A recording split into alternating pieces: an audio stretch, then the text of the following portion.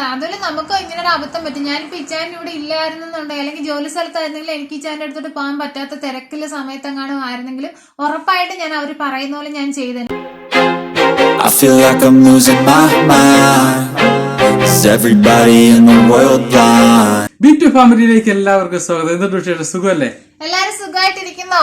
ഞങ്ങള് സുഖമായിട്ടിരിക്കുന്നു. ഞങ്ങള് ജോലിക്കൊക്കെ പോയിട്ട് വീട്ടിൽ വന്ന് ഫുഡൊക്കെ കഴിച്ചു. ഇനിയിപ്പം കുറച്ച് 10-20 മിനിറ്റ് കൂടെ കഴിഞ്ഞിട്ട് പോകേണ്ട സമയമായി. സാധാരണ ഈ സമയത്ത് ഒന്നും ഉറങ്ങുന്നേ, പക്ഷെ ഉറങ്ങാനൊന്നും പറ്റില്ല. ഒരു വലിയൊരു സംഭവം ഉണ്ടായി. ആക്ച്വലി സുഖമായിട്ടൊക്കെ ഇരിക്കുന്നതെന്ന് പറയുന്നത്, പക്ഷെ ഇതിപ്പോ നല്ലൊരു പണി കിട്ടിയേനെ.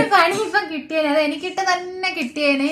അറിവില്ലായ്മ മൂലം ഓരോന്ന് സംഭവിക്കുന്ന നമ്മളുടെ ഓരോ എന്താ പറയാ, നമ്മളുടെ ഓരോ അറിവില്ലായ്മ പലർക്കും പല ദോഷങ്ങൾ ഉണ്ടാക്കാം. അത് നിങ്ങളുമായിട്ടൊന്ന് ഷെയർ ചെയ്യണമെന്ന് തോന്നി. അപ്പൊ എല്ലാവരും ഒന്ന് ശ്രദ്ധിക്കുക, കാര്യങ്ങളൊക്കെ പറയാം. ഒരുപാട് പേർക്ക് അബദ്ധം പറ്റുന്നുണ്ട് കേട്ടോ. ഒരുപാട് ഇവിടുത്തെ ഞങ്ങള് ജോലി ചെയ്യുന്ന സ്ഥലത്ത് തന്നെ അങ്ങനെ ഒരു സംഭവം ഉണ്ടായി. പക്ഷെ അന്ന് ഇച്ചാൻ എന്നോട് പറഞ്ഞിട്ട് ഞാൻ അത് മൈൻഡ് ആക്കില്ല. ഞാൻ പറഞ്ഞോ അതൊക്കെ സ്വാഭാവികമല്ലെന്ന്. പക്ഷെ അത് എനിക്ക് നേരെ വന്നപ്പോഴാണ് എനിക്ക് എന്റെ സീരിയസ്നെസ് മനസ്സിലായത്. പണി നല്ല പോലെ കിട്ടിയേനെ. അപ്പോഴ് എന്താ പറയാ, കാര്യങ്ങള് കേട്ട് നിങ്ങൾക്ക് എല്ലാവർക്കും ഇങ്ങനെ ഒരു സാഹചര്യം ഉണ്ടാവാൻ ചാൻസ് ഉണ്ട്. അതുകൊണ്ട് എല്ലാവരും പണ്ട് എനിക്കും വന്നിട്ടുണ്ട്, ഇതേപോലെ വന്നിട്ടുണ്ട്. പക്ഷെ ഞാൻ അന്നവരൊക്കെ ശരിയാക്കി വിട്ടിട്ടുണ്ട്. പക്ഷെ എനിക്കറിയത്തില്ലായിരുന്നു ഇങ്ങനെ നമുക്ക് നേരത്തെയൊക്കെ ഇങ്ങനെ മെസ്സേജുകളും കാര്യങ്ങളും ഒക്കെ വരുമായിരുന്നെങ്കിലും, പക്ഷെ നമ്മൾ അത്ര കാര്യമാക്കി എടുത്തില്ല. ഇതിപ്പം എനിക്ക് നേരെ വന്നപ്പോഴും ഞാൻ മനസ്സിലായി.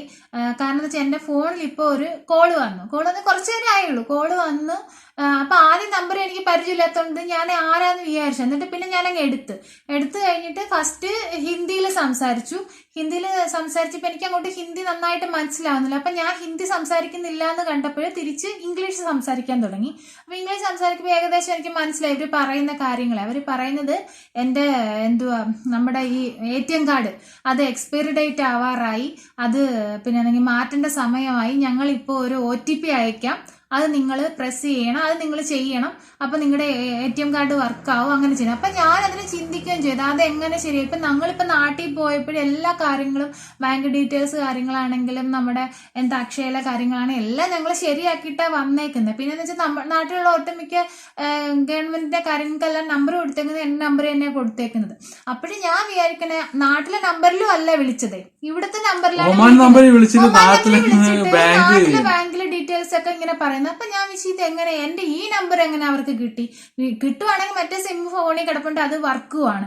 അപ്പൊ അതിലല്ലേ അവര് നാച്ചുറലായിട്ട് വിളിക്കണമെങ്കിൽ അവർ അതിലല്ലേ വിളിക്കുന്നത്. അപ്പൊ എനിക്ക് സംശയം തോന്നി. ഞാൻ ചോദിച്ചു ഓക്കെ 1 മിനിറ്റ് എന്ന് പറഞ്ഞു. എന്നിട്ട് ഞാൻ അവരെ കോൾ കട്ട് ചെയ്തില്ല. ഞാൻ അതിനെ കൊണ്ട് ഞാൻ ഇച്ചാൻ്റെ കൊടുത്തു, എന്റെ ATM കാർഡ് എക്സ്പയറി ഡേറ്റ് ആവാൻ അറിയാവോ, പുതുവർഷമല്ലേ ATM കാർഡ് ചിലപ്പോൾ പുതിയതാക്കാനായിരിക്കും, ഒന്ന് നോക്കച്ചായ ഞാൻ അയച്ചാലായിട്ട് ഞാൻ ഇച്ചായ എന്റെ ATM കാർഡ് എക്സ്പയറി ആവാൻ പോകുന്നത് നമ്മൾ ചെയ്തിട്ട് ഇപ്പൊ 1 വർഷം പോലും ആയില്ലല്ലോ, ഇനിയിപ്പോ 2024 തൊട്ട് പുതിയ സിസ്റ്റം ആയിരിക്കും വരുന്നില്ല, ഇതാ ഒരാൾ സംസാരിക്കുന്നെന്ന് പറഞ്ഞു. അങ്ങനെ ഇച്ചാൻ്റെ കൊടുത്തു.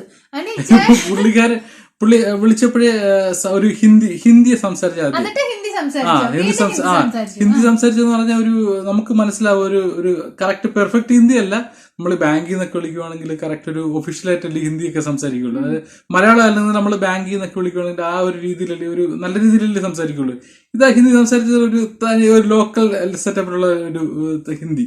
എൻ്റെ അടുത്ത് ചോദിച്ച് ഭായ് ആപ്ക BBA ഞാൻ മലയാളത്തിൽ പറഞ്ഞുതരാം. അവരുടെ കാർഡ് എക്സ്പയർ ആവുന്നുണ്ട്, 2024 പുതിയ ചിപ്പ് കാർഡോ എന്തൊക്കെയോ പുതിയത് വരുന്നുണ്ട്.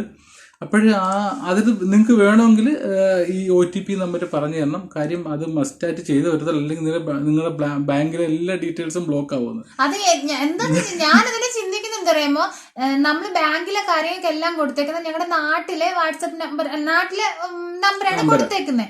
അത് ഒമാൻ നമ്പറില്ല. അപ്പൊ ഞാൻ വിളിക്കുന്നത് നാട്ടിൽ ഒറ്റ എടുത്ത് ഈ നമ്പർ കൊടുത്തിട്ടില്ല.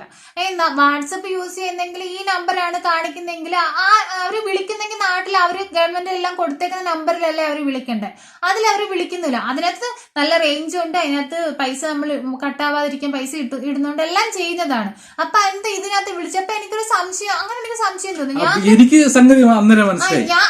എനിക്ക് മനസ്സിലായി. ഞാൻ അന്നേരം അവനോട് ഞാൻ ഒരു കാര്യം പറഞ്ഞല്ല, നല്ല പച്ചത്തെറി വിളിച്ച് നല്ലൊരു തെറിയാണ്. ഹിന്ദിയിലെ വലിയൊരു തെറിയെ വിളിച്ചത് കേട്ടോ. തെറി വിളിച്ച ശേഷം തെറി വിളിച്ച് ഞാൻ പറഞ്ഞു ഇപ്പൊ ഞാൻ പോലീസിനെ വിളിക്കും, എന്റെ മുതലാളി പോലീസാന്ന് പറഞ്ഞു. വെച്ചിട്ട് എന്നിട്ട് ഇച്ചേൻ ചോദിച്ചു നിങ്ങക്ക് അങ്ങനെ ചെയ്യണമെങ്കിൽ നിനക്ക് പണിയെടുത്ത് ജീവിച്ചൂടെ എന്നൊക്കെ ഞാൻ ചോദിച്ചു അവരുടെ. ഇതിനകത്ത് എന്തിനാ വിളിക്കുന്നത്? നാട്ടിൽ നമ്പറിലല്ലേ വിളിക്കേണ്ടത്, നിങ്ങളിപ്പോ ഇതിനകത്ത് വിളിക്കുക. അതുപോലെ അപ്പോഴത്തേക്ക് അവൻ ബബ്ബ അടിച്ചു തുടങ്ങി. അപ്പത്തേക്ക് ഇതാക്കി തുടങ്ങി. പിന്നെ അവര് കട്ടാക്കി. അന്നേരം ഓടി, കണ്ടം വഴി ഓടി. ഇച്ചാൻ ഇല്ലായിരുന്നെങ്കിൽ ഞാൻ ഉറപ്പായിട്ട് ആ OTP നമ്പർ കാര്യങ്ങൾ അവര് പറയും പോലെ ഞാൻ ചെയ്തിരുന്നെങ്കിൽ എനിക്ക് പണി. എന്റെ ഒരു കൂട്ടുകാരനെ പറ്റി അബദ്ധം പറഞ്ഞാൽ, എന്റെ കൂടെ ജോലി ചെയ്യുന്ന ആൾക്ക് പുള്ളിക്കാരന് ഞാൻ ഇങ്ങനെ കാര്യങ്ങൾ മെസ്സേജ് ഒക്കെ വരുമ്പോൾ ലിങ്ക് ഒക്കെ വരുമ്പോൾ ഞാൻ പറയും പ്രസ് ചെയ്ത് നോക്കല്ലേ, ഇങ്ങനെയുള്ള കെണികളൊക്കെ ഉണ്ടെന്ന് പറയും. പുള്ളി അത് മൈൻഡ് ചെയ്തില്ല, ശ്രദ്ധിച്ചു കേൾക്കുമ്പോൾ അത് വലിയ മൈൻഡ് ചെയ്തില്ല. പുള്ളിക്ക് ഒരു ദിവസം ഒരു കോള് വന്നു, പുള്ളിക്ക് ഒരു ഇത്ര ലക്ഷങ്ങളോ കോടികളൊക്കെ അടിച്ചിട്ടുണ്ട്, ഇപ്പൊ ഒരു OTP വരും, അതൊന്ന് പറഞ്ഞു തരണമെന്ന് പറഞ്ഞു. അപ്പോഴേ പുള്ളി എൻ്റെ അടുത്ത് പറഞ്ഞു. ഞാൻ പറഞ്ഞു വായി അത് പറഞ്ഞു കൊടുക്കരുത്, അത് കളിപ്പീരാന്ന്. പുള്ളി മൈൻഡ് ചെയ്ത് അങ്ങനെ ഇരുന്ന് ഓക്കെ. പക്ഷെ കോള് നമ്മൾ പുള്ളി പടപടന്ന് എടുത്തിട്ട് OTP നമ്പർ പറഞ്ഞു കൊടുത്ത്. പുള്ളിക്ക് വന്ന മെസ്സേജ് എന്ന് പറഞ്ഞാൽ വാട്സപ്പിന്റെ ആയിരുന്നു. വാട്സപ്പിന്റെ മെസ്സേജ് SMS ആയിട്ട് വന്ന് പുള്ളിക്കാരാ OTP പറഞ്ഞു കൊടുത്ത്. എന്നിട്ട് പറഞ്ഞു ഭായി ഞാൻ നമ്പർ പറഞ്ഞു കൊടുത്തെന്ന് പറഞ്ഞു. അപ്പൊ ഞാനൊരു SMS ഒന്ന് നോക്കാൻ പറഞ്ഞു. നോക്കിയപ്പോഴത്തേക്ക് എന്ത് വാട്സപ്പിന്റെ OTP നമ്പർ. അടുത്ത സെക്കൻഡ് തന്നെ ഞാൻ പറഞ്ഞു നീ നിന്റെ വാട്സപ്പ് നോക്ക്, വാട്സപ്പിൽ പോയി കാണാന്ന് പറഞ്ഞു. അതേ കണക്കല്ല വാട്സപ്പ്, അവന്റെ വാട്സപ്പ് അന്നേരം ആൾക്കാർ കൊണ്ടുപോയി. അതിൽ നിന്ന് ആ വാട്സപ്പിൽ നിന്ന് കുറെ ആൾക്കാർക്ക്, ഒരുപാട് ആൾക്കാർക്ക് മെസ്സേജ് അയച്ചിരിക്കുന്നത്. പൈസ അയച്ചാ പിന്നെ അങ്ങനെ ഇതൊക്കെ പറഞ്ഞിട്ട് കുറെ മെസ്സേജുകൾ ചോദിച്ചു എന്തെങ്കിലും ബുദ്ധിമുട്ടുണ്ടോ, എന്തിനാ ഇങ്ങനെ ചോദിച്ചത്, അത്യാവശ്യമാണോ എന്നൊക്കെ. അന്നേരമാണ് അതുപോലെ നമുക്ക് വേറെ ഇതുപോലെ. പക്ഷെ അന്നേരം ഒരു കാര്യം ചെയ്തു, അന്നേരം അവൻ പോലീസ് സ്റ്റേഷനിൽ പോയി കേട്ടോ.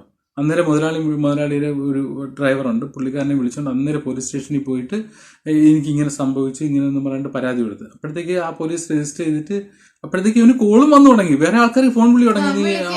പരിചയമുള്ളവരും പരിചയമില്ലാത്തവരൊക്കെ വിളിക്കുന്നുണ്ട്, ഇന്നാണ് ആരാണ് എന്ത് പൈസ അയക്കുന്നത് എന്താ കാര്യം പറയുന്നുണ്ട്. ഒരുപാട് പേര് അങ്ങനെ പിന്നെ ആ നമ്പർ ബ്ലോക്ക് ചെയ്ത് നമ്മൾ ആ നമ്പർ കളയേ ചെയ്ത്. കാര്യം പിന്നെയും മെസ്സേജുകളൊക്കെ വന്നുകൊണ്ടിരിക്കുവായിരുന്നു അവൻ ഇങ്ങോട്ട്. ശല്യമായിട്ട് മാറി. എന്താ അതുപോലെ നമുക്ക് ഇങ്ങനെ ഒരു അബദ്ധം പറ്റും. ഞാനിപ്പോ ഇച്ചാൻ ഇവിടെ ഇല്ലായിരുന്നുണ്ടെങ്കിൽ അല്ലെങ്കിൽ ജോലി സ്ഥലത്തായിരുന്നെങ്കിൽ എനിക്ക് ഇച്ചാൻ്റെ അടുത്തോട്ട് പോകാൻ പറ്റാത്ത തിരക്കിലെ സമയത്തെങ്ങാനും ആയിരുന്നെങ്കിലും ഉറപ്പായിട്ട് ഞാൻ അവർ പറയുന്ന പോലെ ഞാൻ ചെയ്തേനെ. എന്നാലും ഞാൻ ഒന്ന് ചിന്തിക്കും, നമുക്ക് എത്ര അറിയാന്ന് പറഞ്ഞാലുണ്ടല്ലോ ഒരു കോള് നമുക്ക് വരുമ്പോ നമ്മൾ അതൊക്കെ മറന്നു പോകും. അവര് പറയുന്നെന്തോ പെട്ടെന്ന് കഴിയണം കേട്ടോ, ഫാസ്റ്റ് പ്ലീസ് ഫാസ്റ്റ് ആയിട്ട് ചെയ്യാൻ പറഞ്ഞുകൊണ്ട് പെട്ടെന്ന് ചെയ്യ ടൈം ഇല്ല എന്നുള്ള രീതിയിലാണ് അവര് പറയുന്നത്. ഞാൻ പറഞ്ഞു 1 മിനിറ്റ് പ്ലീസ് 1 മിനിറ്റ് എന്ന് പറഞ്ഞിട്ട് ഞാനാണെങ്കിൽ ഇച്ചാൻ്റെ കൊടുത്തത്. പക്ഷെ ഫാസ്റ്റ് ആയിട്ട് ഇപ്പൊ ഇച്ചാനില്ല, അപ്പൊ എനിക്ക് ആലോചിക്കാനുള്ള ടൈം ഒന്നും തരുന്നില്ല. ഞാൻ ചിന്തിച്ച ഒറ്റ കാര്യമില്ല, ഞാനിപ്പൊ നാട്ടിൽ പോയിട്ട് വന്നിട്ട് 1 ഇയർ പോലും ആയിട്ടില്ല.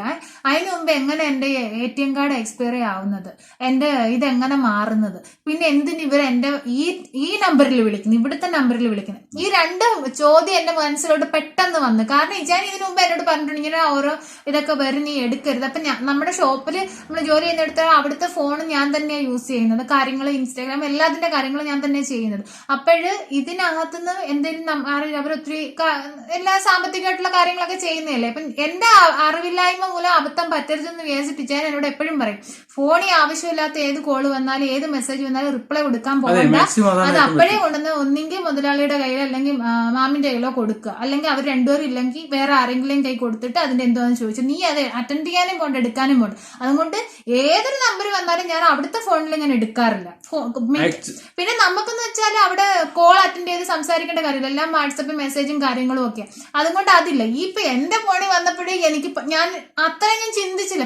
ഞാൻ വിചാരിക്കുന്നത് ഇപ്പൊ ഞാൻ അങ്ങോട്ട് ശരിയാക്കിയതല്ലേ ഉള്ളൂ, പിന്നെ എന്താ ഇനിയിപ്പോ 2024 തൊട്ട് പുതിയ എല്ലാ സിസ്റ്റം ആണോ ഞാൻ ഇച്ചാരില്ലേ. ഉറപ്പായിട്ട് ഞാൻ അവർ പറഞ്ഞ പോലെ ഫാസ്റ്റ് ആയിട്ട് ഞാൻ എല്ലാ കാര്യങ്ങളും ഞാൻ ചെയ്തേനെ. എനിക്ക് അങ്ങനെ എന്തോ തോന്നി ഞാൻ ഇച്ചാന്റെ കൊണ്ട് കൊടുത്തത് കാര്യം. അതുകൊണ്ട് എല്ലാരോടും പറയാം ഇങ്ങനെയുള്ള മെസ്സേജുകളും കാര്യങ്ങളും ശരിക്കും എല്ലാവരും ശ്രദ്ധിക്കണം കേട്ടോ. കാര്യം അവര് പറയുന്നത് നമുക്ക് കറക്റ്റ് വിശ്വസനീയമായിട്ടുള്ള രീതിയിലാണ് പറയുന്നത് കേട്ടോ. അത് ഭയങ്കര നമുക്ക് തോന്നും എനിക്ക് ഹിന്ദി അറിയത്തില്ല എന്നുള്ള രീതിയിൽ ഞാൻ ഇതാക്കി, എനിക്ക് ഹിന്ദി സംസാരിക്കാൻ ഹിന്ദി മനസ്സിലാവുന്നില്ല എന്നുള്ള. അപ്പൊ അവർ ഇംഗ്ലീഷ് ചേർത്തിട്ട് സംസാരിച്ചു. അപ്പോഴേ എനിക്ക് കാര്യം മനസ്സിലായി ഇവരിങ്ങനെ പറയുന്നില്ല. അതുകൊണ്ട് എല്ലാവരും ഒന്ന് ശ്രദ്ധിക്കും ഇങ്ങനെയുള്ള കോളുകൾ കാര്യങ്ങൾ വരുമ്പോൾ. പിന്നെ ഒരു കാര്യമുണ്ട്, ഈ ഒരു കാര്യത്തിനും ബാങ്കുകാർ നമ്മളെ ഫോൺ ചെയ്യത്തില്ല കേട്ടോ. ഈ അവര് SMS ഒക്കെ നമ്മള് പറയുക ഞങ്ങൾ ഓക്കെ നാളെ ഞങ്ങൾ ബാങ്കിൽ വരാം, ഞങ്ങൾ വന്നിട്ട് സംസാരിക്കാം എന്ന് പറയുക മാത്രം പറയുക, വേറെ ഒരു കാര്യങ്ങളും. എത്ര എമർജൻസി ആയാലും ഇപ്പം പറ്റത്തില്ല, ഞങ്ങൾ അങ്ങോട്ട് വന്ന് സംസാരിക്കാം സംസാരിക്കാന്ന് പറഞ്ഞു വെക്കുക. അത്രേനെ ചെയ്യാവൂ. ഞാനൊരു വലിയൊരു അബദ്ധത്തിൽ നിന്ന് ഞാൻ രക്ഷപ്പെട്ടതാണ്. എന്റെ ഒരു ഇത് പറയുക മണ്ടത്തരം കാണിച്ചത്. അപ്പോഴ് ഇതെന്ന് പറഞ്ഞാൽ ഞങ്ങൾ പറയാൻ കാര്യം എന്ന് പറഞ്ഞാൽ നിങ്ങൾക്ക് ഈ ഒരു അവസ്ഥ വരരുത്. ആർക്കും അങ്ങനെ ഒരു ചാൻസ് വന്നു കഴിഞ്ഞാൽ നിങ്ങളും അത് അന്നേരം റിജക്ട് ചെയ്യണം കേട്ടോ. ഒരുപാട് അങ്ങനെയുള്ള കാര്യങ്ങളൊക്കെ ഉണ്ട് കേട്ടോ. ഫേക്ക് ആയിട്ടൊക്കെ ഒരുപാട് പേര് പുറത്തു വരുന്നുണ്ട്. അപ്പൊ എന്താ പറയാ, ഞങ്ങളുടെ ഒരു അനുഭവം പങ്കുവെച്ചതാണ്. നിങ്ങൾക്കൊന്നും ഇങ്ങനെ വരാതിരിക്കട്ടെ, എല്ലാവരും ശ്രദ്ധിക്കുക. അപ്പൊ എന്താ പറയാ, ഇതാണ് ഇന്നത്തെ വിശേഷം, ഇന്നത്തെ കാര്യം. ഞങ്ങൾ സാധാരണ കാര്യം ഒരുപാട് കേട്ടിട്ടുണ്ട്. ഞാനാണെങ്കിൽ സ്പെഷ്യലായിട്ട് കുറച്ച് ഫുഡൊക്കെ ഉണ്ടാക്കുമായിരുന്നു. അപ്പൊ അതിന്റെ കാര്യങ്ങളൊക്കെ ഒന്ന് പറയണമെന്ന് വിചാരിച്ചു വരുന്നത്. പക്ഷെ എനിക്ക് അത് ഉണ്ടാക്കാനും പറ്റിയില്ല. ഞാൻ ഈ ടെൻഷനിലായി പോയി. ഒന്നും പറയണ്ട. അപ്പോഴെന്താ പറയാ, ഇന്നത്തെ വിശേഷം ഇതൊക്കെയുള്ളൂ. അപ്പൊ എല്ലാവരും ഒന്ന് ശ്രദ്ധിക്കുക. അപ്പോഴ് എല്ലാവർക്കും ബൈ ബൈ.